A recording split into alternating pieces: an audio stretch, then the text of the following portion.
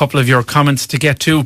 A listener says there are few enough services as it is. St Mary's of the Angels should be kept open. Another listener says, Radio Kerry, listening to a show a few months ago, there was issues with rosters and staffing at St Mary's of the Angels. Now it come to light that residents are to be moved out. Another caller says, most of these people have lived in St Mary's their entire lives. It's home to them. Some are blind, deaf, they have autism and many other intellectual and physical disabilities.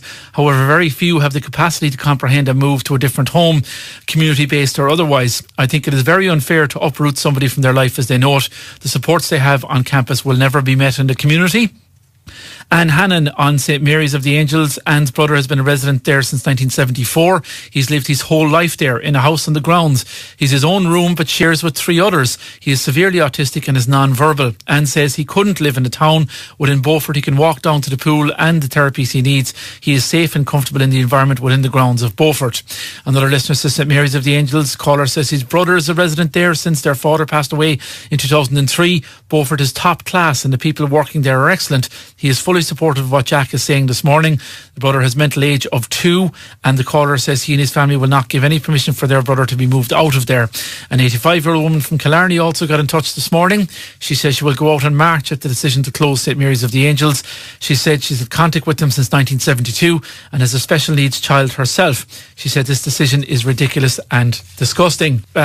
St Mary's of the Angels, that report I was talking to you about, that was done up, Kerry Services Development Committee report. There were 2 sections in it dealing with the media and dealing with public representatives, recommendations of what would be done and how it would be communicated to the media. And like I said, the first we heard in the media of these changes or these proposals was when the parents group contacted us very upset. So something somewhere in the communication side of it has gone very wrong. We await responses from St John of God and also from the HSE on that. On the issue of what seems like the effective closure of St Mary's of the Angels in Beaufort, another lady said her brother has been in St Mary's of the Angels since he was 5 and is now 55. Nothing would compare to the care they get in the facility. The staff are unbelievable and she would just like to commend them for the work they do. With the reduction of staff, there are fewer services and it's an absolute disgrace. Another listener says, my sister died last New Year's Eve after living her life in St Mary's of the Angels. When she was taken into hospital, the staff at the hospital did their best, but it was the staff of her unit in Maria Goretti's that went to the hospital and did the shift so she would be more comfortable up to her death. This news has come out and is very distressing. Kerry as a community need to come together and do our very best to stop this from happening. Andrew Winton, originally from Scotland, now living in Carsavine. His younger sister was in a facility like Beaufort and it closed down when she was in her early 20s. She has cerebral palsy and was put into a community environment. She was put into an apartment where she receives 24-hour care. He has seen both sides and believes the best support was in residential care as she was socialising and integrating, whereas now she's in complete isolation. His parents are continuously fighting for her care as they want to reduce it by 3 hours and put CCTV in during the time she's alone. The fear is she will be unable to go to the bathroom, etc. during this time. And that's Andrew's view. Another listener says, morning Jerry, I had the privilege to work in St Mary's of the Angels while I was studying for social care. I will never forget the care, love and dignity the residents got. It just reminds me of Edenburn Hospital, where again the patients got the old-fashioned care and you could eat off the floor and the patients were so happy. It would be a disgrace if they closed St Mary's. What will they do with St Mary's of the Angels? Will they sell it off like Edenburn? Another mother who has special needs children was in touch. She was very upset about St Mary's of the Angels. She says it was a pillar of the community and that for her as a parent it was a great comfort knowing it was there. She said she isn't going to be around forever and she felt secure that her children had options like that in the future. She says along with St Francis Special Needs School where her son goes, it's amazing. And one final comment for now. A listener says, Jerry, you're being sold a pup regarding the HICWA inspections in St John of God's.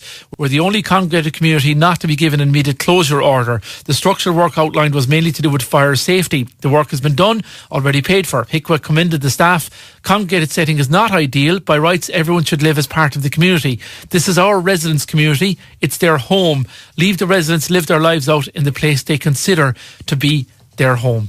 That's just some of the comments coming into us on that issue. A listener gets in touch, or an email comes in here from Kevin and Margaret O'Connor. They are parents of their daughter Hazel O'Connor, who is 34 years of age and has lived in St Mary's of the Angels for 26 years. They say Hazel suffers from cerebral palsy and spastic quadriplegia and severe learning disabilities. She also suffers from curvature of the spine, dislocated hip, deformed wrists and feet. Hazel is non-verbal, unable to chew her food and has to have liquids thickened in order for her to be able to drink.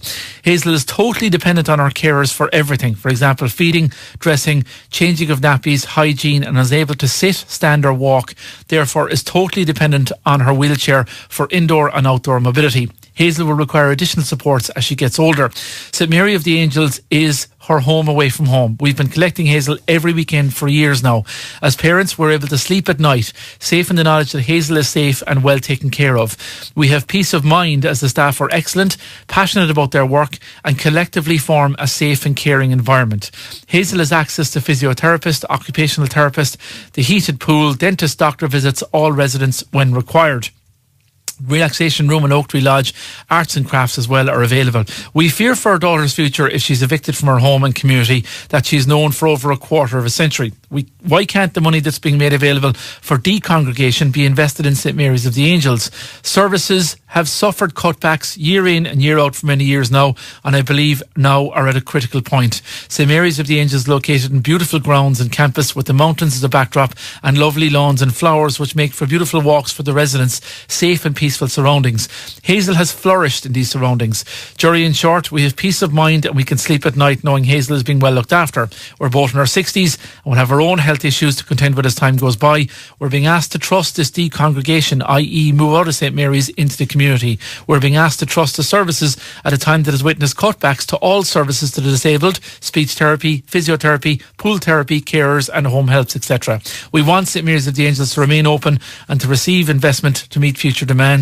That St Mary's of the Angels is home to the residents and is also their community and campus. That comes in from Kevin and Margaret O'Connor with regards to it. Keep your comments coming into us. And a listener wants us to let people know there's a Keep St Mary's of the Angels Beaufort Facebook page, which is over 1,500 likes in a few hours. So the parents, as you can tell, are gearing up in a big way for their campaign. If you have a view for us on that, and we again will be waiting to hear from St John of God's further to their statement, and also from the HSE's take on this as well, and we'll bring that to you as and when we get it.